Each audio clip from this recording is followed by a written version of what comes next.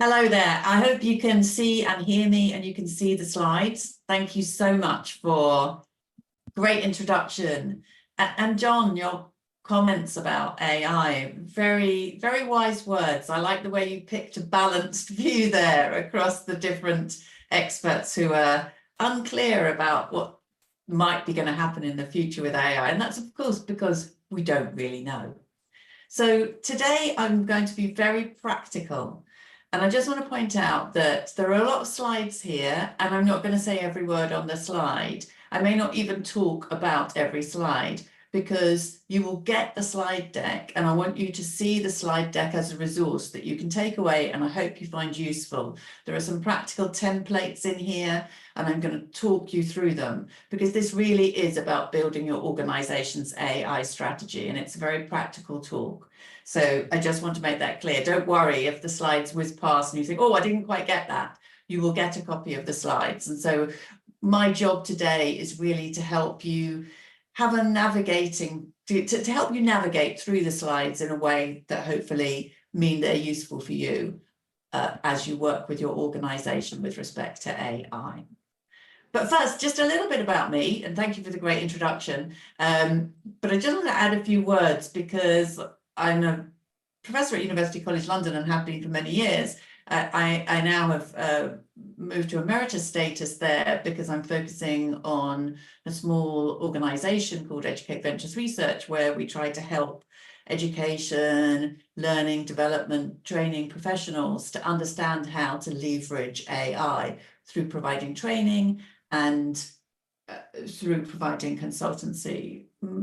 And we're really keen to help people because this is a moment in time when we all need to understand more about artificial intelligence if it's going to transform the world in a way that's positive for society and for humanity. But I've also recently become a non-resident senior fellow at the Brookings Institute in the US, where I'll be pushing forward an agenda of safer, more impactful, more equitable AI. So you'll see quite a lot of things coming out from that organization in this space because they're very keen to promote safer, more equitable AI, as am I. There's also a couple of books that I'll talk about in this presentation. Both of them have been translated into Mandarin, I'm really pleased to say. The most recent AI for School Teachers has just been translated into Mandarin, so I'm really pleased about that. And I'll say a little bit more about them as I go through. But I was really pleased that Rachel shared this information with me. This has come from you. These are your responses. And I think it's really interesting looking at the needs and the barriers to adoption. And what I certainly hope this presentation will do, and then obviously you'll get a lot more from David who'll follow me, is to help you feel that you get a little bit more knowledge. You've got some practical skills that you can use to help you navigate what is a very complex space when it comes to being able to really use and leverage artificial intelligence. So we'll certainly look at providing you with some knowledge, thinking about training, guidelines, and how you can make AI a tool that helps you, whether you're an educator or a small business, to be more impactful, more effective, to accelerate what it is you want to achieve. But first, we can't talk about AI without saying what it is. And I always give the definition that I use because it helps to situate what I'm going to say next. And so I like this definition. It's a few years old now, but it's still highly relevant. And I like it because it's one that's very generally applicable. There are thousands of different definitions of AI, and it is a very complex space. But basically, we're talking about technologies that behave intelligently. And they behave intelligently because they analyze the environment in which they're operating and then behave in the ways that they've been built to behave according to the goals that they've been built to achieve. And so if I take the example of an artificial intelligence, which is not a generative AI tool, which is what we hear a lot about these days, but a general AI tool, which is speech to text. Assalamualaikum, brother. I'm just checking. Can everybody... 6? Okay, I can hear some noise, but I'll just continue, assuming somebody will tell me if there's something wrong. So I use speech to text every day because I'm not so great with a keyboard. And so I often dictate notes. If I'm moving about, I'll often dictate notes into my phone. So it's a form of AI that's been around for many years, although it's improved a lot in the last few years. And I use it a lot. So what's happening there? The AI that's operating, say, on my phone, if I'm using my phone, is analyzing the environment of my spoken words, the sound waves, also sound waves in the environment more generally. So it's taking in sound waves and it has been built to process that sound and translate it into characters on the screen. So that's what the AI is doing, is analyzing the environment of the sounds as I speak and translating those to characters on the screen, because that's the goal it's been built to achieve. And it does that with a lot of autonomy. I start it off, I talk, and it gets on and does it. And two really important characteristics of artificial intelligence are autonomy and adaptivity. And if you think about that when you're thinking about artificial intelligence, that you'll find helpful. So autonomous speech to text has been built to translate my speech to text. I start it off, it gets on with it. It doesn't need me telling it what to do all of the time. It has a degree of autonomy. And it's adaptive because my voice is different to my partner's voice, my children's voice, but it can cope with all of them. It adapts to the environment. So I hope that's helpful. I also like this definition because it makes the point that AI can be software like my speech to text that happens to run on my phone, but also on my computer and my notepad.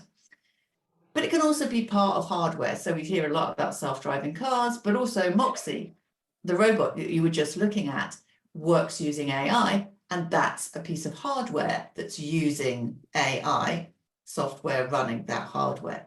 So I hope that's helpful in starting to build your knowledge about AI. And it's also important to remember that AI is not new. It's been around for many, many, many years. I entered the world of AI back in 1990. So I've been around in that world for quite a long time.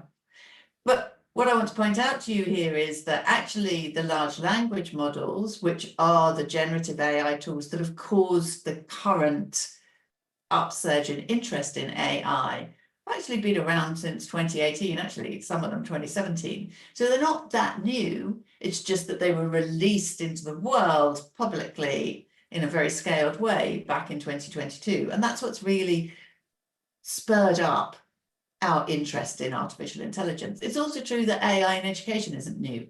As I say, I've been working in this area since 1990, and that's quite a long time ago. Which shows how old I am. That's when I first studied artificial intelligence and education. But what is new are these freely available, and these are just some examples, and you'll probably be using different ones. These freely available scaled generative AI tools, and they are very powerful, but they're only part of what AI has to offer. So they are important, and it's important to understand them, but they're just part of what there is out there.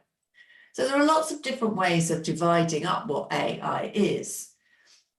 But we can think of it in this way. So what we have at the moment is narrow AI. We have AI that does one or two things. My speech to text is an AI, but it doesn't play chess and it doesn't drive a car. The self-driving cars don't do surgery, but an AI that assists a surgeon does that, but doesn't drive a car. Do you see what I mean? So they're good at very specific tasks. General AI, we do not have yet. And that's when John was referring earlier to Elon Musk's statement about what he predicts will happen. What we're talking about there is general AI, which we don't have. We don't have AI that can do the rich repertoire of different things that we can do that are intelligent. But we do have really useful tools. And generative AI is a form of AI. It's a form of machine learning artificial intelligence that generates new output, creates new text, images, videos from what we ask it to do. So it's a subset of artificial intelligence, and it uses machine learning.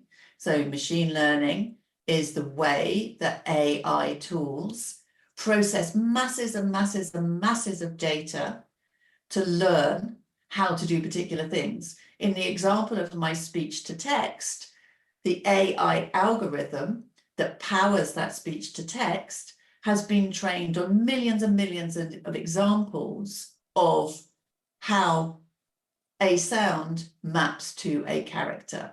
And over many years, as these systems have improved, they've been trained to be good at what they do, in that instance, turning speech into text. So that's machine learning. And one of the reasons that AI is where it is now and is so successful is that it's really good at learning. And so it improves all of the time. Trained on vast amounts of data, in the case of generative AI, much, much bigger data sets than previous examples of machine learning AI. And it can generate content very, very usefully. So it's a very useful tool. So some takeaways there: creates new content, has the potential to transform education, training, learning, and business, and a lot of what happens in society. Responsible implementation of generative AI, sorry, that moved on a little quicker than I intended, can help us to address big challenges without question. And I feel and believe and want educators to play a really big role in how AI does transform education. So to summarize what's changed in recent years with AI, I said right at the start, we've had AI for decades. What's changed is that we now, across the world, capture huge amounts of data, and data is what AI learns from. So you have masses of data. We've got huge improvement in processing power, what our computers can do. My mobile phone has more processing power than the computers I was using when I was studying artificial intelligence and computer science back in the 1990s. When I was a student, if we wanted to run a program that was any size, of any power at all, we couldn't do it in the day because there wasn't enough processing power in the computers in the department. We had to run it overnight when other people weren't using computers for their day-to-day work.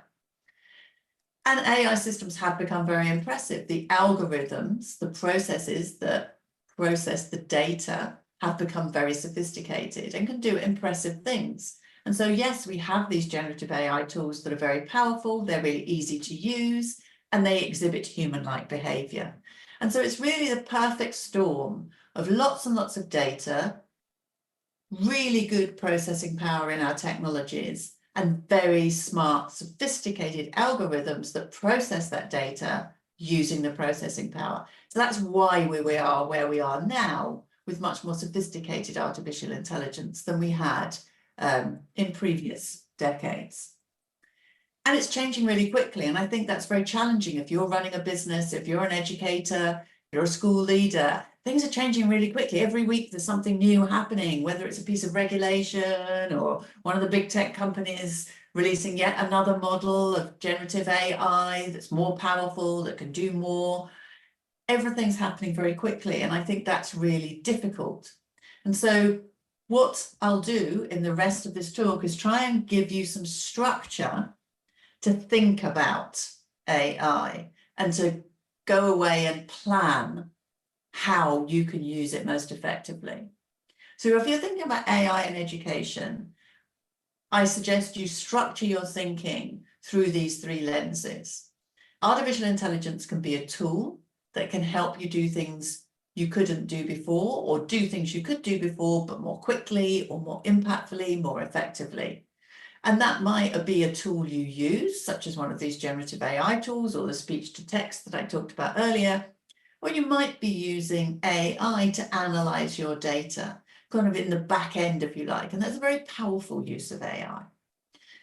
The second way of thinking about AI when it comes to education is, again, something that John referred to in his introduction. AI is changing the world of work. I know David will talk about this more. And therefore, we really do need to think about what it is we need our students to get in our education systems and what we need employees to be trained to do. Because we need this to be a moment in time when we as humans become more intelligent, not a moment where we're dumbed down as humans. So we need to think, what does it mean to be human intelligent? How is our human intelligence different to artificial intelligence? And what does that mean for education and training systems? And then thirdly, we need to think about AI from the perspective of how we help people to understand it. Everybody needs to understand something basic about AI, and most of us need to understand a little bit more than the most basic. And some people need to understand a tremendous amount about AI to make sure that the next generation of AI that we build is AI for good. So thinking about tools, yes, here are some of the things that it's absolutely, we are told, and it's absolutely true, AI can help to achieve in education and training. It's personalized learning, automated marking, automated feedback, combining AI with other sorts of technology like virtual or augmented reality so that that becomes more intelligent, chatbots. We should always think about AI, as has already been said, as something that will augment our human intelligence, make us more intelligent, not replace us. It's something to empower us, but we have to make sure that's how it's used. So these are some of the ways that it can be used to help education and training. When it comes to increasing our human intelligence, we really need to think about this very carefully. This is the biggest challenge, working out what the right relationship is between human and artificial intelligence. So the AI serves us and makes us smarter, not us serving the AI and making the AI smarter and dumbing us down. And we need to think very carefully about that. Now, back in 2017, 18, I was writing this book. May have a small child on the cover. It's not just about small children. It's now free. It came out of copyright, so it's now free. You'll get this link in the slides. Unfortunately, only the English version is free. There is a version in Mandarin that's not free, I'm afraid. It's published by Cheers, but the English version is free. Feel free to download it. I hope you find it useful. The whole point of the book was to try and differentiate human and artificial intelligence, because I believe passionately that we must become more intelligent, and we must make sure what we do with the AI makes us more intelligent. But AI can't do all of the amazing things we can. And so if we look at this, this is in one slide what the whole book tries to say. So in 1 minute, I can't really tell you what the whole book is saying, but basically, these are different ways in which we are intelligent as humans. So yes, interdisciplinary academic intelligence is what most of our education systems try to achieve, and it's important. Meta-knowing is about understanding what knowledge is. It's about personal epistemologies. It's about understanding where knowledge comes from and what it means to believe something to be true and what it means to be given good evidence that means that we should believe something to be true. Social intelligence is how we learn, social interaction. And then the others on this page are all forms of meta-intelligence, which are very hard for AI and impossible in most instances.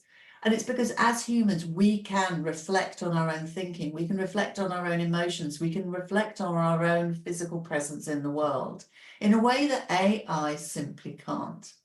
And so if we break that down, everything in blue is accessible to AI. Can't do all of that perfectly, but certainly it's accessible to AI. But most of this meta-intelligence is not. So maybe that's where we should be focusing our attention and our education systems so that we stay smarter than our AI. And then learning about AI, of course, we all need to understand something. And that means that whether we're in a business, whether we're running a school, whether we're just thinking about it for ourselves, we need training. And that came through in your feedback that you gave Rachel before this event, needing training. Students and employees need awareness, and we need good policies. But how can you do that? Well, I lay some of that out in the book AI for School Teachers, but what I'm going to do in the last part of this talk, we've got 10 minutes, is really try and give you some practical tips for how you, whether you're an individual, a leader in a school or a business, how can you approach AI strategically?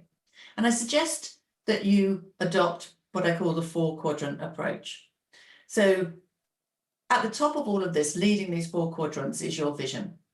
And you need to look at your vision, whether it's for a school or whether it's for a business, and say, is this the right vision for now? Do I need to change anything about my vision because we have this sophisticated AI? Maybe you do, maybe you don't. But one thing's for sure, AI can help you achieve that vision more impactfully, quicker, for more people. And so the other 4 boxes are very much about thinking, how do you do that?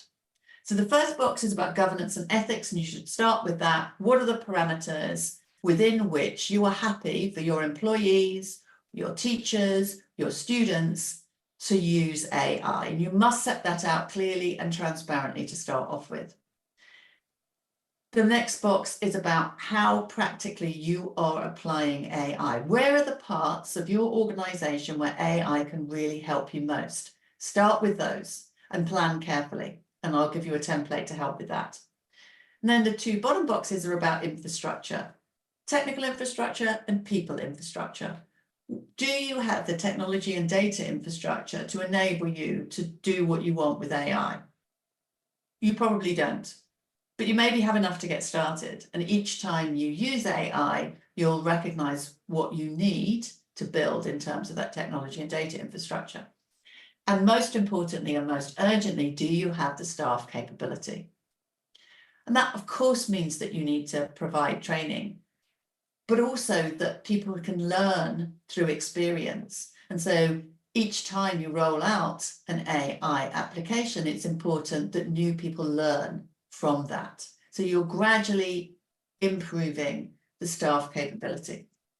And these are not mutually exclusive, they're highly interconnected. But we have to break things down and give structure in order to cope with what is a big, booming, banging space of chaos where there's so much coming at you. So with the governance and ethics, here's something you might find useful. It's free to download. It was the work of the Institute for Ethical AI in Education, and we had an international panel with members, I'm really pleased to say, from Hong Kong University on that international panel, trying to make sure that the framework was applicable. It's a checklist, and it's as applicable now as it was back in 2022 when we published it, 2021, sorry, when we published it. It's a set of questions you can ask yourself so that you can have confidence that the way you're thinking about using AI is ethical. And if you want to see how one organization adopted that framework and used it to inform the way they put in place their governance and ethics structures and policies, there's a publication there you can access. Iterative use cases, this is the bit that's really difficult, the practical bit. What do you actually do? Now, I suggest that you get ahead by using purpose-driven AI, and there's an acronym for that, of course, AHEAD.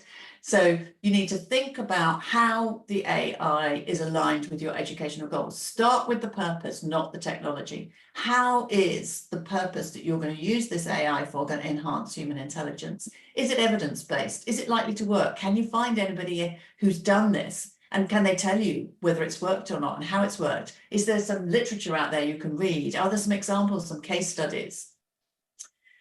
Adaptability, remember that's one of the key features of AI. Are you using that adaptability in your purpose-driven approach to AI?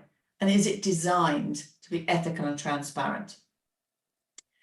Here's just some of the applications out there. There are hundreds, thousands even. And I'm not saying any of these are good or bad. I'm just saying these are examples.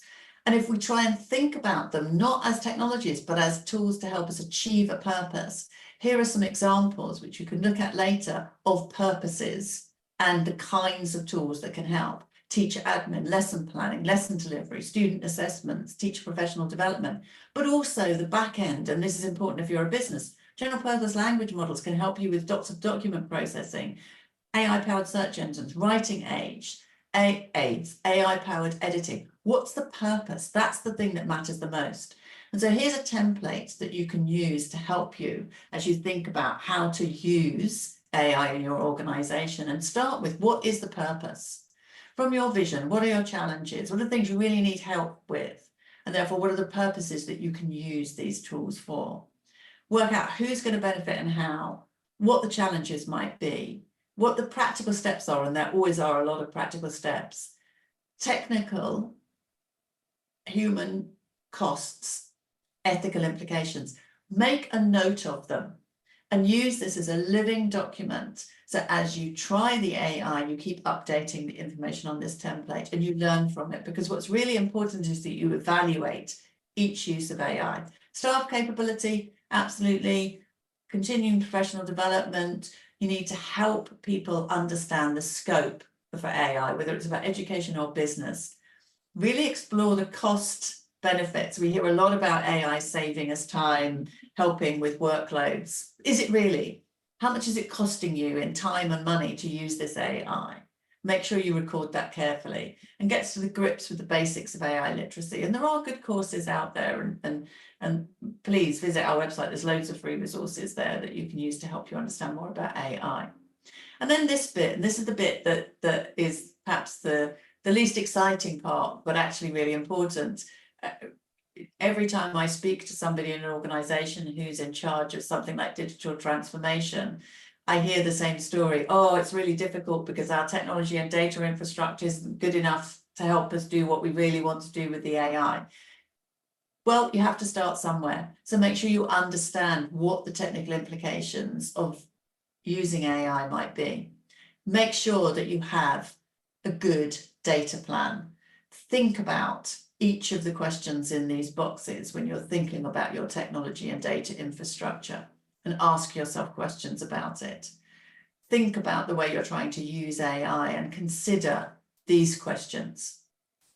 So to conclude, I hope that you'll go away with that slide deck and that you'll find the templates that I've provided useful. They've been tried out by quite a lot of people, and I'm sure they can be improved, but they've certainly been useful to date.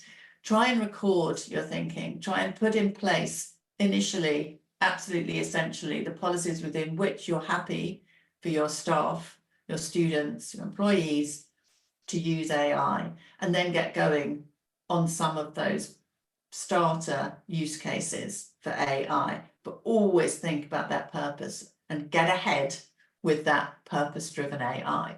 Because the situation we're facing at the moment, AI is without question out there, increasingly ubiquitous. We must engage with it, and we must make it work for us. Organizations need a strategic plan. It's really important that you have a strategic plan so that you can find a way to navigate all the noise and all the busyness around AI. Most urgently, build capacity in your workforce. Get people started on trying to understand AI as a community. Encourage transparency. You don't want people using AI without you knowing. You must know what's going on because you want to make sure that it fits within your parameters and that everybody can learn from it. And I do feel educators, trainers, people working in the education and training sector need to have a much louder voice in what's happening with the way AI is being developed. And the best way we can achieve that is helping more people to understand AI so that they can join the conversation. Because we want the AI to be developed to do what educators need, not what tech companies believe they need. So things that you can use to find out more. I host the EdTech podcast. Find it on wherever you get your podcast from. We've got a series going out at the moment of episodes talking about AI in education with fabulous speakers, Sigarta Mitra, Paul LeBlanc, David Putnam, really great speakers talking about AI. And we're just recording a series with teachers who are using AI, talking about how they're using AI so that we can learn from them. You can use this QR code if you want to find out more about what we do at Educate Ventures. And as I said, there's a lot of free resources out there on the website and lots of training opportunities. And thank you so much for listening to me. I really hope you find these resources helpful. And feel free to reach out to me by email or on LinkedIn if you've got questions or you want to follow up. Thank you very much indeed.